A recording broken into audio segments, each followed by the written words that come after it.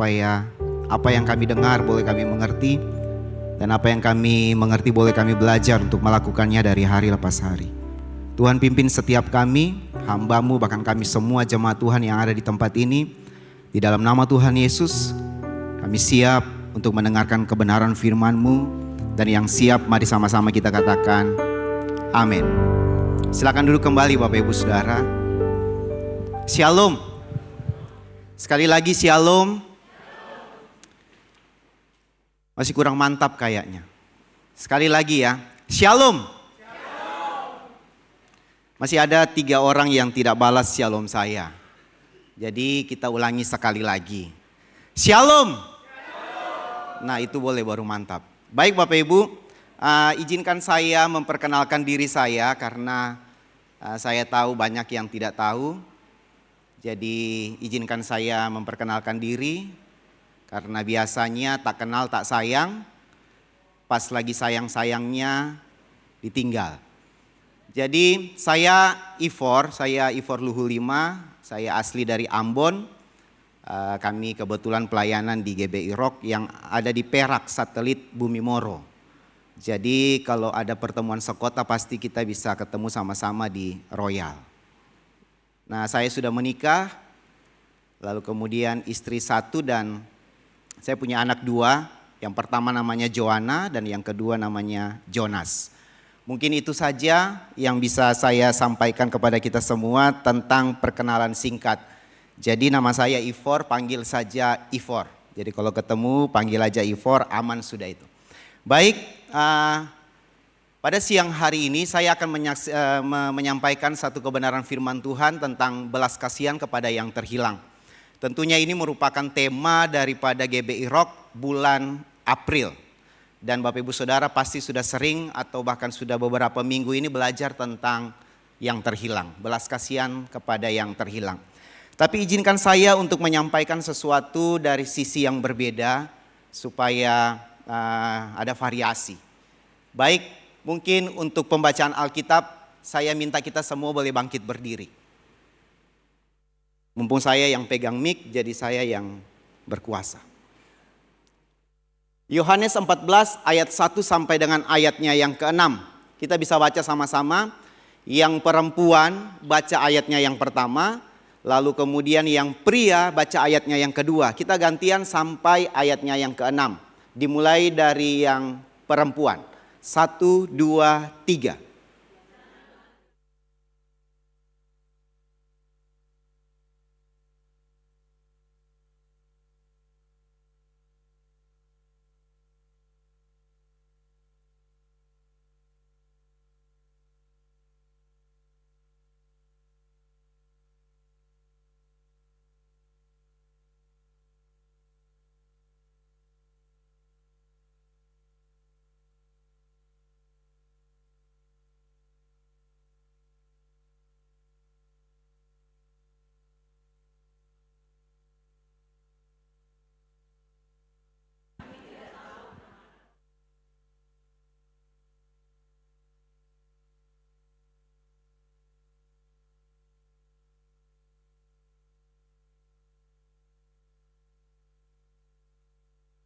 Silakan duduk kembali Bapak Ibu Saudara, demikian firman Tuhan. Baik, izinkan saya menyampaikan ini dari sisi yang berbeda. Tetapi percayalah bahwa dengan tuntunan daripada Roh Kudus kita semua pasti akan bisa mendapat sesuatu pada siang hari ini. Bapak Ibu Saudara, kalau baca dari ayat 1 sampai dengan ayatnya yang ke-6, ini berbicara tentang bagaimana Yesus mau lagi sayang-sayangnya sama murid-muridnya, lalu kemudian sudah tiba waktunya untuk dia akan pergi, dan ayat 1 berkata begini, janganlah gelisah hatimu, percayalah kepada Allah, percaya jugalah kepadaku. Katakan sama-sama percaya. Jadi sebenarnya belas kasihan Allah itu sebenarnya memimpin semua orang untuk bisa percaya kepada Allah. Yang setuju katakan amin. Jadi belas kasihan Allah tujuannya adalah untuk orang bisa bertemu dengan Tuhan melalui iman percaya. Jadi kalau saya meresponi belas kasihan Tuhan, maka saya berpeluang untuk percaya kepada Yesus dan saya menerima karya keselamatan itu utuh. Yang setuju katakan amin. Nah, ayatnya yang pertama di situ dikatakan bahwa janganlah gelisah hatimu. Kamu jangan takut, kamu jangan panik, kamu jangan gentar. Karena apa? Ketika kamu percaya kepada Allah, Yesus bilang percaya juga kepadaku. Percaya kepada Allah, kualitasnya sama seperti percaya juga kepada aku. Jadi Yesus mau mengajak orang-orang, mau mengajak murid-murid pada saat itu bahwa kualitas percayamu kepada Allah, coba kamu lakukan itu kepada saya. Karena belas kasihan Allah itu pusatnya di Yesus Kristus. Jadi kalau saya percaya Yesus Kristus, maka belas kasihan Allah itu saya peroleh utuh Bapak Ibu Saudara. Tidak ada yang cacat. Setuju Bapak Ibu Saudara? Jadi kalau orang pada saat itu percaya kepada Allah, itu sudah sesuatu yang wajar. Tetapi Yesus mau berkata kepada mereka, kamu percaya kepada Allah. Tapi juga percaya kepada saya. Dengan kualitas yang sama, kamu pakai itu kepada saya. Dan saya mau katakan kepada kita semua pada siang hari ini bahwa ayo kita percaya kepada Yesus itu utuh juga. Amin ya. Bungkus ya, bungkus. Baik Bapak Ibu Saudara, ini saya ilustrasikan tentang percaya. Satu ketika ada anak muda duduk di balkon lantai 20 sebuah apartemen. Dia duduk di balkon sambil ngopi dan baca-baca koran. Tiba-tiba ada suara dari bawah teriak begini, Supri, anakmu kecelakaan. Tanpa hitung 1, 2, 3, si anak muda yang ada di balkon itu langsung loncat. Dia tidak turun tangga atau dia tidak turun pakai lift, tetapi dia loncat. Waktu dia loncat, niatnya mau tolong itu anak. Waktu dia loncat sampai di lantai 15, dia sadar, loh, saya kan belum menikah. Apa sudah terlambat, sudah di lantai 15. Ini jatuh loh ya, bukan turun, jatuh. Lalu kemudian sampai di lantai 10 dia sadar lagi, loh saya kan belum punya anak. Apa sudah menyesal. Jatuhlah dia sampai di lantai 5, dia sadar lagi, loh nama saya kan bukan Supri. Langsung jatuh ke lantai dasar. Waktu jatuh ke lantai dasar, ya namanya juga niatnya menolong orang ya. Cuma kelingkingnya saja yang keseleo. Tapi yang lain patah-patah. Nah, maksud saya begini, kadang kita ini percaya, itu percaya apa dulu masalahnya. Saya percaya, tapi kamu percaya apa? Saya orang percaya, iya kamu orang percaya, tapi kalau saya mau tanya lebih spesifik, percayamu itu seperti apa? Dan kalau kita ngomong soal percaya atau iman, itu ada 3 kategorinya. Katakan sama-sama 3. Yang pertama itu iman historikal. Yang kedua iman praktikal. Yang ketiga itu iman kekal. Jadi kalau saya bilang saya orang percaya, iya kategorimu apa? Apakah iman percayamu itu historikal? Ataukah hanya praktikal? Ataukah ketiganya? Historikal, praktikal, dan kekal. Plus langsung ketiganya. Nah sekarang saya mau sampaikan kepada kita semua begini bahwa apa sih itu iman historikal? Coba kita katakan sama-sama iman historikal. Masih belum mantap, historikal. 1, 2, 3, historikal. Historikal, iman kepada yang namanya historikal atau diklasifikasikan sebagai iman historikal itu adalah iman yang begini. Saya percaya kepada seluruh kisah yang ada di dalam Alkitab, mulai dari perjanjian lama sampai perjanjian baru. Jadi kalau Bapak Ibu Saudara dan saya percaya semua kisah dari awal sampai selesai Alkitab, berarti saya beriman tetapi itu iman historikal. Orang percaya ini. Orang di luar juga banyak yang percaya kisah-kisah di Alkitab. Tapi apakah mereka bisa diselamatkan? Tidak bisa. Sekarang iman praktikal, katakan sama-sama iman praktikal. Masih belum mantap, sekali lagi 1, 2, 3, iman praktikal. Apa itu iman praktikal? Iman praktikal adalah iman yang seperti ini. Saya tahu Bapak Ibu Saudara pasti sudah sering melakukannya. Tuhan sembuhkan saya. Tuhan tolong saya. Tuhan bantu saya. Saya taruh percaya saya supaya Tuhan bisa menyembuhkan saya. Itu iman praktikal Bapak Ibu Saudara. Dan apakah iman yang begitu bisa menyelamatkan? Tidak bisa. Makanya kisah banyak sekali di Alkitab selalu bilang kamu sembuh, kamu selamat. Kamu sembuh, kamu selamat. Kamu sembuh, kamu selamat. Karena yang paling penting adalah iman kekal. Nah, apa itu iman kekal? Katakan sama-sama kekal. Iman kekal adalah iman yang percaya kepada Yesus sebagai Tuhan dan Juru Selamat. Katakan sama-sama kepada. Karena iman yang menyelamatkan bukan hanya tentang Yesus, tetapi percaya kepada Yesus. Amin Bapak Ibu Saudara. Saya kasih contoh. Kenapa harus Yesus? Kenapa kok bukan Ivor aja yang menjadi pusat keselamatan? Kenapa harus percaya kepada Yesus? Kenapa bukan kepada Kak Bagus aja? Wong namanya juga sudah bagus. Begitu ya kira-kira ya. Sekarang saya kasih satu cerita. Untuk menjadi juru selamat Bapak Ibu Saudara, harus punya 2 syarat. Katakan sama-sama 2. Kalau saya dan Bapak Ibu Saudara punya 2 syarat ini, kita pantas, kita layak menjadi juru selamat. Yang pertama, dia harus manusia. Karena apa? Karena yang mau ditebus itu manusia. Yang kedua, dia harus tanpa dosa. Kenapa? Karena yang mau ditebus itu manusia dari dosa. Tidak bisa orang berdosa menebus dosa. Tidak bisa. Harus butuh orang yang kudus untuk menebus dari dosa. Setuju Bapak Ibu Saudara ya? Walaupun dosanya cuma 1, dia tidak layak untuk menjadi juru selamat. Jadi juru selamat harus punya 2 syarat. Dia manusia dan dia tanpa dosa. Sekarang kita cari 2 syarat ini di dalam ruangan ini. Siapa tahu ada. Langsung kita nubuatkan dia menjadi sang juru selamat. Apakah ada syarat pertama manusia? Ada. Apakah ada syarat kedua yang tanpa dosa di dalam ruangan ini? Yang yakin gitu loh Bapak Ibu Saudara. Apakah ada? Tidak ada. Semua manusia telah berdosa dan telah kehilangan kemuliaan Allah. Anu Bro Ivor, jangan cari di RCC. Coba cari di kota Surabaya. Oke, saya ikuti. Kita cari di kota Surabaya.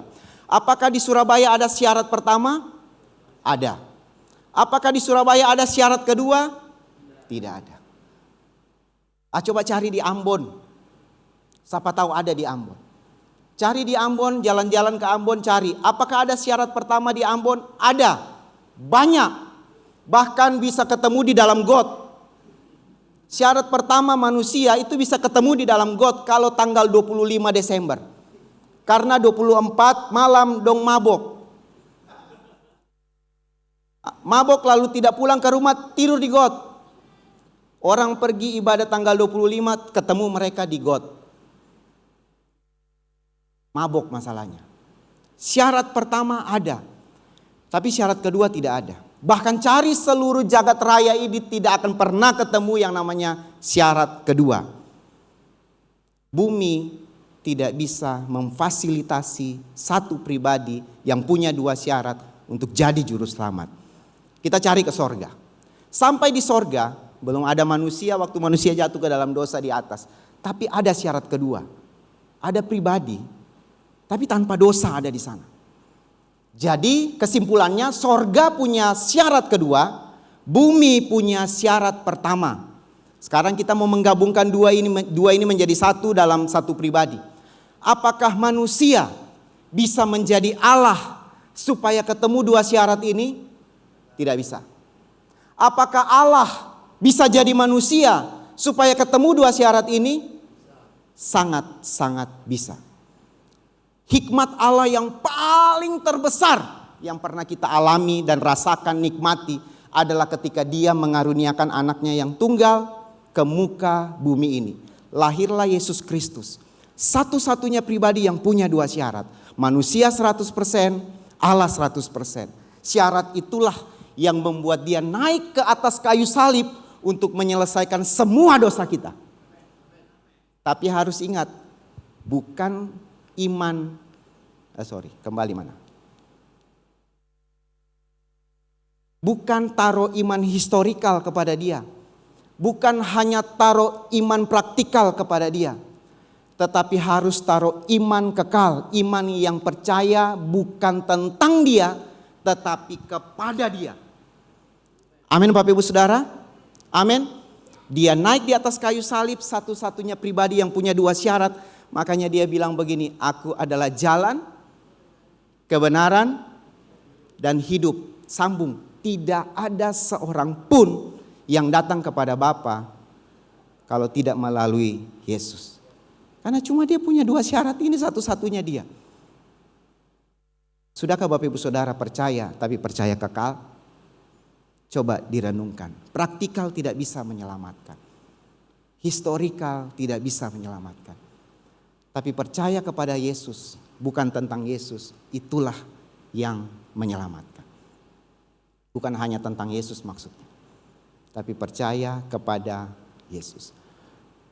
Saya kasih contoh, percaya tentang dengan percaya kepada, itu bedanya bagaimana? Kalau Bapak Ibu Saudara tahu kisah ini adalah sebuah air terjun. Saya juga tidak tahu modelnya bagaimana, tapi saya copy saja dari internet. Air terjun Niagara, kisahnya Blondin. Kalau ikut EE pasti tahu ini. Nah, Blondin adalah atlet yang suka berjalan di atas tali karena dia kurang kerjaan. Dia berjalan di atas tali dari titik satu ke titik satu. Satu ketika karena dia sudah canggih, mahir, mantap, dia bikin pertunjukan di air terjun Niagara. Dia ikat satu titik tali di sana, lalu satu titik tali di sini. Dia undang banyak orang untuk datang, lalu menyaksikan apa yang akan dia lakukan. Lalu kemudian moderatornya, MC-nya bilang begini, "Oke, ladies and gentlemen, hari ini kita akan menyaksikan Pace Blondin berjalan dari titik A ke titik B dengan tidak membawa apa-apa. Apakah semua percaya?" Semua bilang percaya. Kenapa sampai mereka percaya? Karena mereka sudah pernah mengikuti Blondin. Blondin jago di dalam berjalan di atas tali. Jalanlah Blondin. Mungkin di tengah ada angin, dia agak miring sedikit. Dia stop dulu. Dia ambil nafas lagi. Karena ini bukan di indoor, tapi di outdoor. Jalan lagi. Singkatnya sampai. Semua tepuk tangan dengan sukacita. MC-nya bilang begini, "Oke, karena Blondin sudah berhasil dari titik A ke titik B, sekarang Pace Blondin akan kembali ke titik A lagi. Tapi membawa beban 80 kilo. Apakah semua percaya?" Semua bilang percaya. Kenapa mereka percaya? Mereka punya hitung-hitungan. Kalau Blondin dia jalan, dia tidak goyang-goyang aja, 80 kilo tetap oke, angin mantap, cuaca oke, tidak terlalu banyak, aman. Bisa pasti. Jalanlah Blondin, yang lain pada tegang, Blondin jalan. Singkatnya sampai lagi di sebelah. Semua penonton tepuk tangan. Lalu MC-nya bilang begini, "Sekarang Blondin akan kembali lagi dari titik A ke titik B, tetapi membawa salah satu sukarelawan. Apakah Bapak Ibu Saudara percaya Blondin bisa?" Semua bilang bisa. Datanglah MC ke salah satu penonton. "Kamu mau jadi relawan itu?" "Saya tidak mau, saya belum nikah. Nanti kalau terjadi apa-apa, tunangan saya gimana?"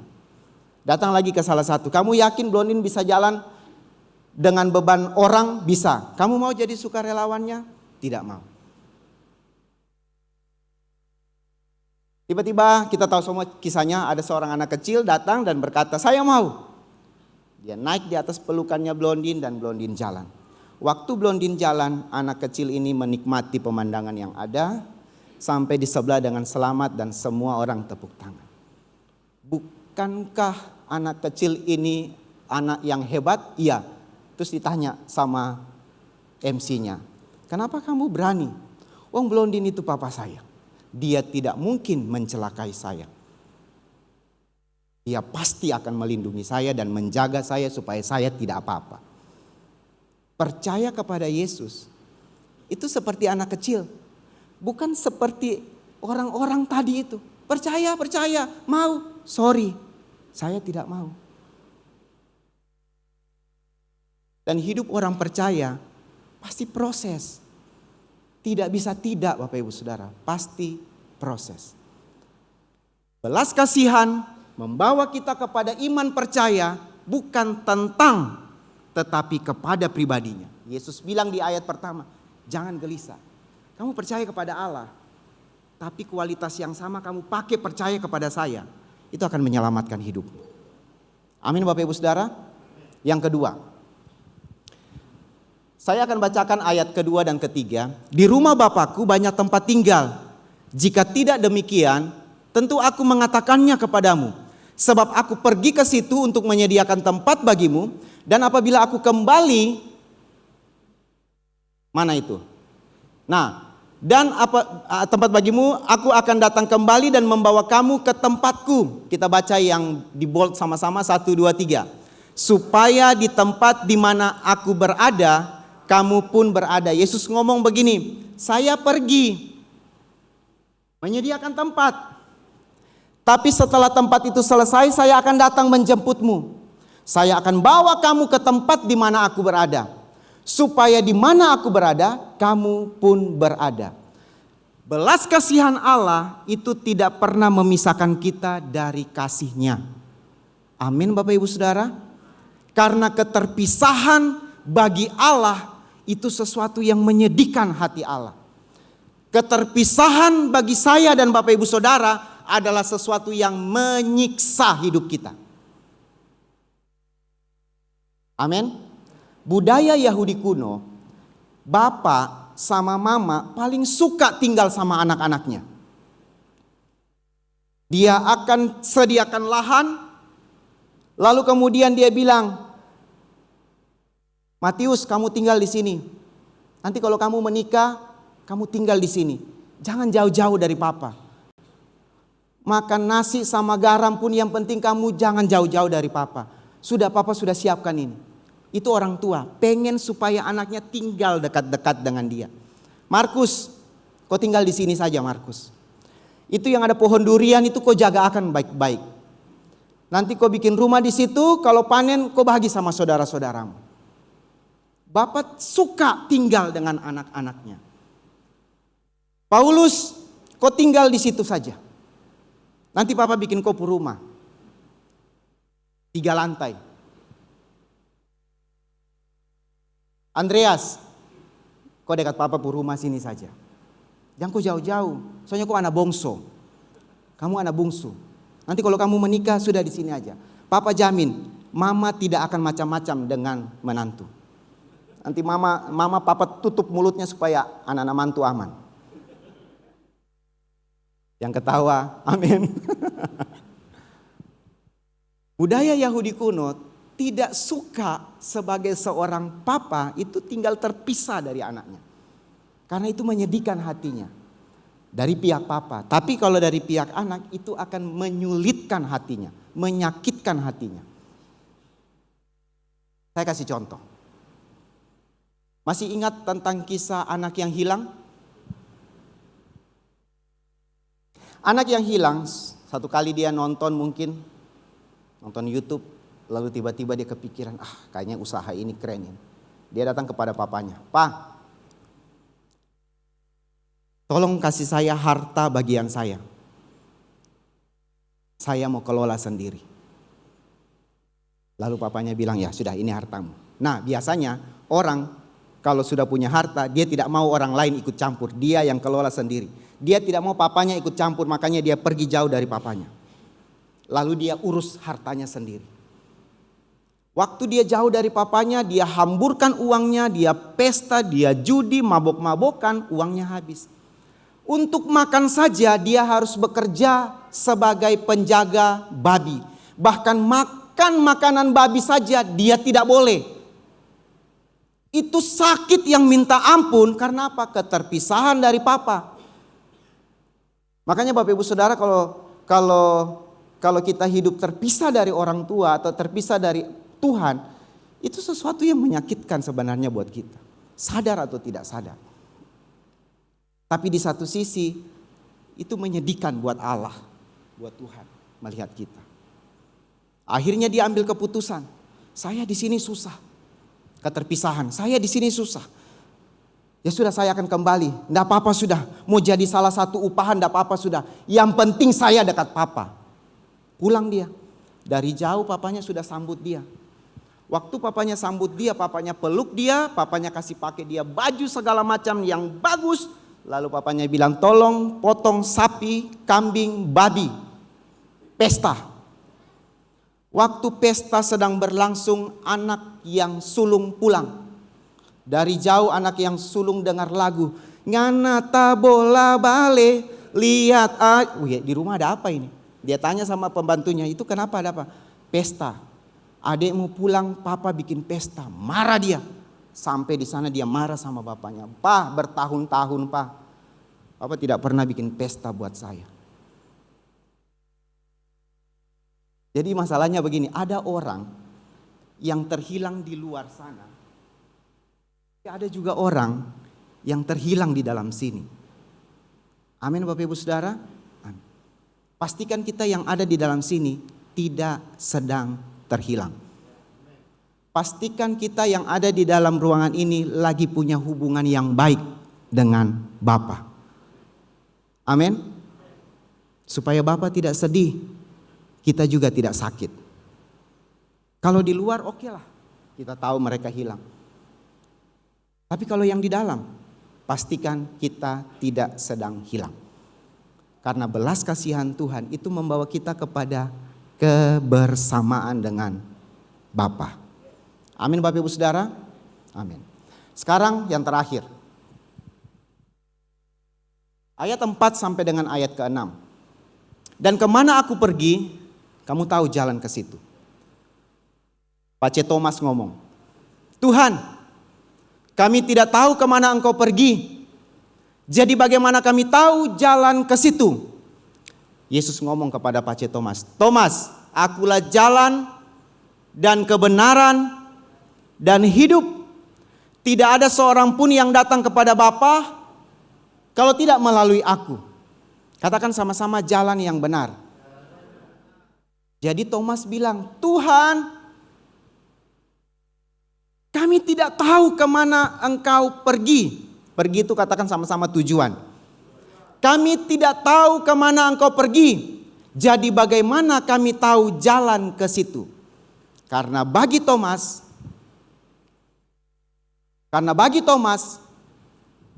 tujuan menentukan jalan.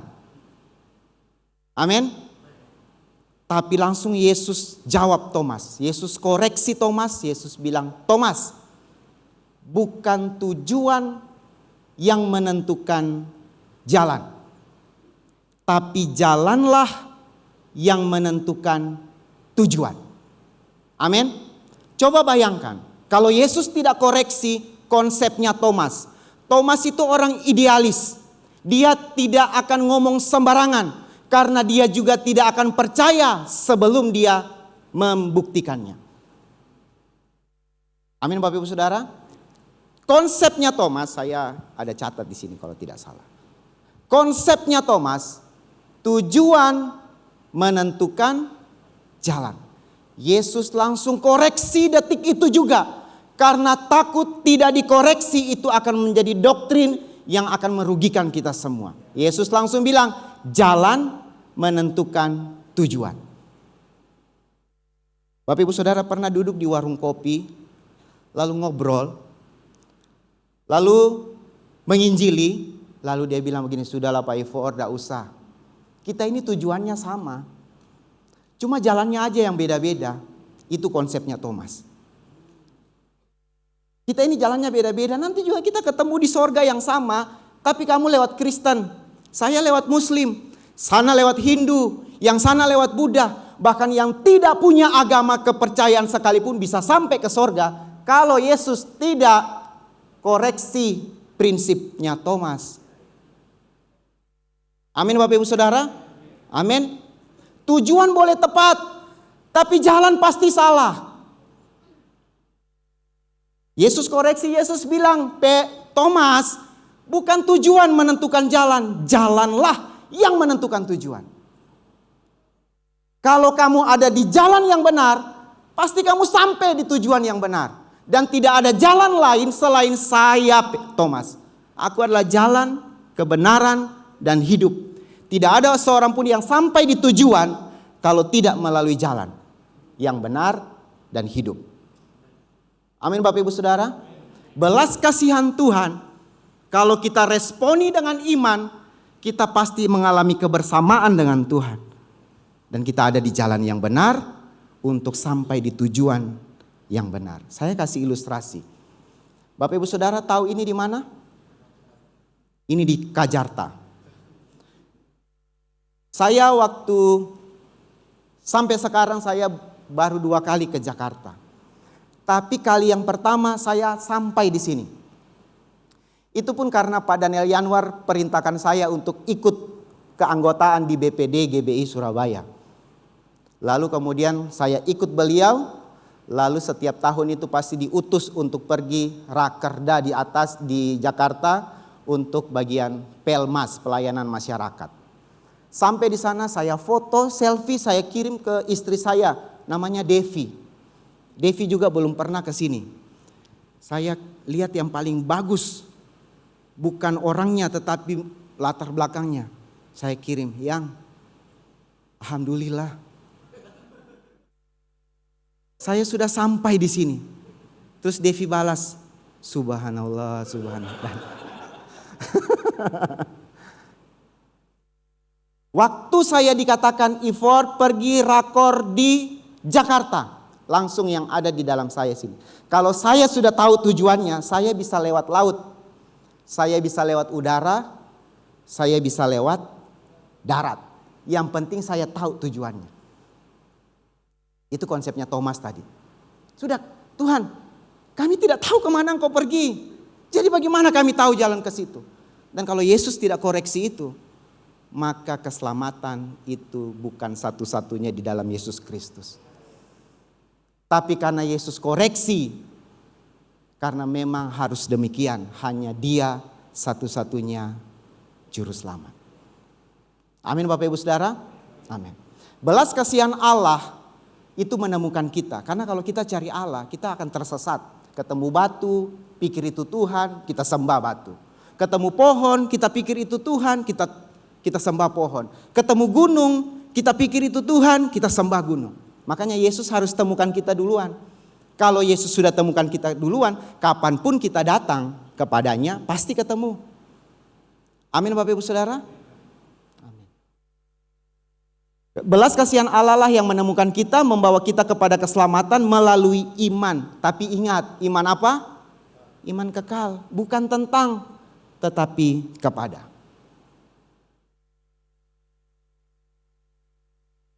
Saya tutup dengan salah satu ilustrasi ini. Ini kisah nyata. Sudah terjadi 5 tahun yang lalu, 6 tahun yang lalu. Tapi saya mau ceritakan ulang. Mumpung saya ingat. Satu ketika di Bumi Moro ada salah seorang jemaat. Dia datang kepada saya setelah ibadah dan dia bilang begini. Ivor, karena dia orang tua. Ivor, nanti bisa berdoa buat adik saya. Sekarang ada di ICU Rumah Sakit Undaan. Lalu saya bilang, oke Om, saya besok ke sana. Lalu besoknya saya ke sana, pulang dari Rock Office maksud saya. Pulang dari Rock Office saya langsung ke Rumah Sakit Undaan. Sampai di sana, ibu yang sakit itu ada di ruang ICU. Saya tidak tahu konsepnya bagaimana, tetapi ibu itu ada di ruang ICU yang lagi banyak-banyak orangnya. Lalu saya masuk. Saya buka sepatu, pakai sendal, dipakaikan topi warna biru yang plastik kertas itu, terus pakai jas lagi, tapi bukan jas kayak Pak Bagus punya tadi itu, bukan. Tapi jas itu daster itu yang warna biru. Biru apa hijau sih itu enggak tahu saya sudah. Lalu kemudian saya masuk ke dalam, ibunya lagi dipasangkan selang, lalu saya, Bu, saya mau berdoa. Lalu kemudian dia main-main mata saja terus saya berdoa. Lalu setelah berdoa selesai saya keluar. Sampai di luar ketemu sama keluarganya, anak-anaknya. Saya bilang sama anak-anaknya, Mas, Mbak, nanti besok saya datang lagi berdoa. Pulanglah saya, besok saya datang, tapi ibunya itu bukan lagi di ICU yang lagi banyak-banyaknya orang, bukan. Tetapi dia dipindahkan di ICU juga, tetapi cuma di dalam ruangan yang isinya 2 gitu. Jadi masuk pintu ketemu 1, lalu di samping jendela ketemu 1. Nah ibunya itu di samping jendela. Jadi waktu buka jendela keluarganya bisa lihat langsung sama dia. Lalu besoknya hari Selasa itu saya datang, saya langsung ketemu sama ibu itu. Karena dia orang HKBP, kebetulan juga saya pemain lamanya GPM, Gereja Protestan Maluku, Protestan. Saya tahu lagu-lagu Kidung Jemaat. Akhirnya kami nyanyi lagu Kidung Jemaat. Ya Tuhan, tiap jam ku memerlukanmu. Kami nyanyi bolak-balik. Enggak bolak-balik juga sih, satu kali saja lalu selesai. Akhirnya saya habis nyanyi, saya bacakan satu ayat, satu kisah, lalu saya berdoa dengan ibunya, saya pulang. Lalu besoknya sampai di luar saya bilang sama anak-anaknya, besok saya kembali lagi, kebetulan besok saya libur, jadi saya bisa datang pagi. Pulanglah saya, sampai di rumah besok paginya sebelum pergi ke rumah sakit, saya berdoa sama Tuhan. Ini betul ini, saya tidak lagi bersandiwara. Saya bilang, Tuhan, saya mau berdoa buat satu orang lagi selain ibu ini. Pergilah saya.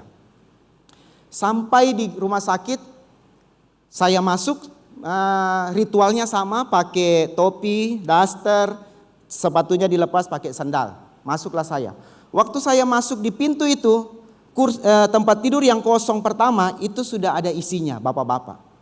Jadi waktu saya lewat, saya sempat lihat bapaknya lihat saya, kami bertatap-tatapan, kemudian timbullah benih-benih cinta. Enggak, saya masuk, saya senyum saja sama bapaknya dan saya berdoa seperti biasa sama ibunya yang di samping jendela. Nyanyi lagi ya Tuhan tiap jam juga, lalu kemudian baca firman, berdoa. Waktu selesai dengan ibu itu saya keluar. Saya ketemu sama bapak itu di tatapan mata, kami cuma senyum-senyum saja, lalu saya keluar. Sementara saya menuju keluar, rupanya sudah ada orang tunggu di depan pintu. Waktu saya doakan ibu ini, keluarganya bapak itu lihat dari jendela. Nanda tahu omongan apa, gosip apa yang keluarga mamanya ini sampaikan ke keluarganya bapak ini sampai saya dicegat di pintu keluar. Waktu saya dicegat di sana, saya sudah pakai sepatu, ibunya bilang, Pak Pendeta, boleh tidak berdoa buat bapak yang tadi di sebelah itu? Oh boleh. Saya buka sepatu lagi. Masuk lagi saya. Saya datang, saya senyum lagi sama dia, saya hampiri dia dan saya ngobrol sama dia. Yah ternyata dia orang Ambon juga, orang Cina Ambon. Ngomong-ngomong dia sakit jantung. Dia diserang di Ambon, dibawakan ke Surabaya untuk diobservasi. Kalau hasilnya bisa ditangani di Surabaya, berarti cukup di Surabaya. Tapi kalau tidak bisa, harus dibawa ke Malaysia. Cerita, dia dari Ambon, lalu saya bilang, boleh beta berdoa? Boleh saya berdoa? Lalu omnya bilang, boleh, kan sama saja. Waktu dia bilang sama saja, itu saya agak rada jengkel. Tapi saya bilang, kayaknya beda. Maksudnya saya tidak sampai ngamuk di situ. Tapi dalam hati saya jengkel, cuma saya bilang, beda om. Tapi omnya mungkin karena pastiu itu kayak, ya sudahlah, sama saja sudah gitu. Akhirnya saya berdoa. Saya taruh dua tangannya itu di perutnya, lalu tangan kanan saya tumpuk di atas dua tangannya itu, lalu tangan kiri saya ini di kepalanya. Saya berdoa mungkin sekitar 2-3 kalimat, tiba-tiba ada muncul di dalam hati saya, berkata demikian, Ivor, ajak dia terima Tuhan Yesus. Saya tidak tahu itu pekerjaan siapa, tapi saya yakin itu dari Roh Kudus. Muncul di dalam hati saya untuk lakukan itu. Lalu saya buka mata. Saya bilang, Om, ikuti saya berdoa. Oh iya, ayo kita tutup mata. Saya juga tutup mata. Lalu saya bilang, Tuhan Yesus. Loh, omnya tidak ngomong-ngomong Tuhan Yesus. Saya bilang lagi, Tuhan Yesus, dia juga tidak ngomong-ngomong Tuhan Yesus. Saya bilang begini, Om ikuti saya bilang, Tuhan Yesus. Loh dia tidak ngomong lagi Tuhan Yesus. Dalam hati saya sambil tutup mata, jangan-jangan dia sudah lewat. Saya buka mata, saya lihat, oh masih aman. Masih aman. Saya tutup mata lagi, saya berdoa, Tuhan Yesus. Akhirnya dia ngomong Tuhan Yesus, tapi tertatih-tatih. Waktu dia bilang Tuhan Yesus, langsung seketika itu juga dia menangis terbahak-bahak. Bukan, terseduh-seduh. Dia menangis terseduh-seduh. Hanya karena ngomong Tuhan Yesus aja. Saya tunggu sampai dia selesai terseduh-seduh tadi. Baru saya lanjutkan. Saya buka hati saya. Ampuni dosa saya. Terima Tuhan Yesus. Selesai dalam nama Tuhan Yesus. Sembuhkan saya. Jadi saya ajak dia berdoa sampai selesai. Selesai, Om, saya pulang. Iya. Saya keluar sampai di luar ketemu sama dua ibu. Dua ibu ini satu istrinya, yang satu adiknya. Jadi dia sama ipar. Puji Tuhan mereka rukun iparan. Saya sudah pakai sepatu semuanya ketemu sama ibu itu. Waktu ibu itu dari luar agak di depan terus jalan menuju saya. Yang saya lihat tangan kanannya ibu itu di dalam tas. Jalan menuju saya. Waktu sampai di dekat saya langsung dia salami saya. Dia tempel tangannya, ada genggamannya, lalu tangan saya juga kosong. Jadi waktu bertemu itu ada sesuatu di antara tangan kami berdua. Dan tahukah Bapak Ibu Saudara, saya ternyata punya karunia yang saya tidak tahu, baru muncul hari itu. Kok saya bisa tahu nominalnya berapa? Hanya cuma tempelan doang. Saya kok langsung bisa berpikir, ini sekian ini. Karena yang keluar saya sempat lihat merah-merah. Tempel ini merah-merah, tempel. Tapi kok bisa kayak ada kurir yang kasih dengan cepat sekali. Sekian ifor. Hebat sekali karunia itu. Hanya dengan sentuhan tahu nominalnya berapa. Yang merah-merah lagi. Lalu saya bilang, ibu enggak usah. Ibunya bilang, enggak apa-apa Pak, terima kasih sudah berdoa. Saya bilang, enggak usah. Ibunya bilang, enggak apa-apa Pak. Lalu adiknya bilang begini, ayolah Pak, uang transport. Perjelas lagi, uang transport. Saya bilang, enggak, saya betul-betul berdoa. Karena saya ingat di dalam, ini yang tadi pagi saya minta. Makanya Tuhan bilang ya, tuayan memang banyak, pekerja sedikit. Dia minta pekerja itu datang untuk pergi ambil tuayan-tuayan itu. Minta sama Tuhan. Lalu kemudian terjadilah, saya tidak mau, dia tidak mau. Sampai suster yang lewat itu, ini orang ada apa ini? Tapi saya tetap tolak-tolak. Lalu muncullah baju merah, pegang tongkat, ada tanduknya. Ifor, ambil. Lumayan Ifor, beli bensin. Ose bisa aja Ose punya istri makan pizza. Tambah 2 kali. Nominalnya sudah di sini masalahnya. Sebelah kanan lagi. Pakai baju putih pegang tongkat ada mahkotanya. Ifor pelayanan. Ifor pelayanan. Mereka berdua bertengkar, saya yang pusing. Akhirnya keputusannya sampai suster yang tadi pergi balik lagi, kami masih enggak usah. Adiknya juga bilang, mungkin enggak pakai amplop ya. Ya bukan itu. Mungkin karena Anda pakai amplop ya, bukan itu. Akhirnya menurut Bapak Ibu Saudara, lihat tampang-tampang saya ambil apa tidak? Lihat tampang saya ini, saya ambil enggak apa tidak? Oh Tuhanku dahsyat. Saya ambil. Tapi saya masukin lagi di tasnya. Dia antar saya ke parkiran, saya pulang. Di jalan itu Bapak Ibu Saudara, saya nangis. Tidak tahu apa penyebabnya. Tapi saya bahagia. Dan saya mau bilang, bahagianya saya waktu itu belum pernah saya rasakan seumur hidup saya. Itu bahagia yang pernah saya alami dan itu sangat-sangat bahagia. Ngomong Injil kepada orang. Tidak ada kebahagiaan lain untuk beritakan Injil kepada orang lain. Besoknya, masih ada 0 menit. Besoknya, saya kembali. Waktu saya kembali, si ibu ini sudah pindah di kamar. Puji Tuhan. Dan si bapak ini sudah dinyatakan sembuh. Tidak jadi dioperasi di Surabaya, tidak jadi dibawa di Malaysia, tapi sembuh. Saya tahu dari kesaksiannya anaknya ibu ini. Dan besoknya ibu yang pindah di kamar ini meninggal dunia dengan selamat.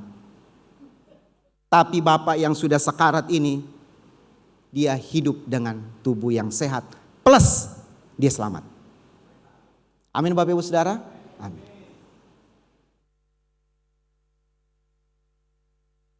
Pergi, katakan sama-sama pergi, temukan mereka yang hilang. Kalau tidak temu, minta sama yang punya. Pasti ketemu. Mereka ada di luar sana. Atau jangan-jangan mungkin ada di kiri kanan kita ini yang lagi hilang. Coba lihat kiri kanannya, pastikan kamu hilang apa enggak ini. Lalu bawa mereka kepada iman kekal. Amin Bapak Ibu Saudara. Kita baca sama-sama kalimat terakhir dari Yesaya 6 ayat 8. 1, 2, 3.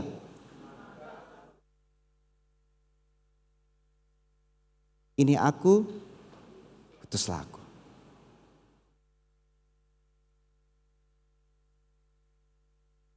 Tanpa Tuhan kita tidak bisa, tanpa kita Tuhan tidak mau. Ini aku, utuslah aku. Kita bangkit berdiri.